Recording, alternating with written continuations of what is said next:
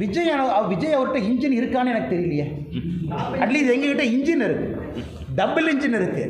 விஜய் அவங்க இன்ஜினையே நம்ம பார்க்கலையே. அது இன்ஜின் இருக்கா, இல்லை கார்பரேட்டர் இருக்கா, அந்த இன்ஜினை ஸ்டார்ட் பண்ணுறக்கு ஆள் இருக்கா, அந்த இன்ஜின் வந்து ஒரு சேசியில் மாட்டுவாங்களான்னு. வண்டி இல்லை, சேசி இல்லை, இன்ஜின் இல்லை, அதுக்குள்ளே போடுற பெட்ரோல் இல்லை, டீசல் இல்லை. ஆனால் இன்றைக்கி விஜய் அவர்கள் தமிழ்நாட்டில் ஒரு அரசியல் கட்சி இன்ஜினை பற்றி பேசக்கூடாதுன்னா அது திரு விஜய் அவர்கள் இன்ஜினை பற்றி பேசக்கூடாது. ஒருவேளை 234 தொகுதியில் கேண்டிடேட் போடுறார், ஒத்துக்கிற இன்ஜின் இருக்குது. 234 கேண்டிடேட்டும் மக்கள் ஏற்றுக்கிறாங்க, அதுக்கு போடுற பெட்ரோல் இருக்குது. விஜய் வெளியே வந்து வீதி வீதியாக தெரு தெருவாக பிரச்சாரம் பண்ணுறார், சேசி இருக்குது.